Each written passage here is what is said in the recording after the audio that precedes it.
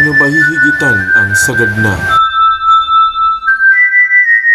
Magbubukas ang mundo sa oras na mapagtanto na ang bawat wakas ay may panibagong simula.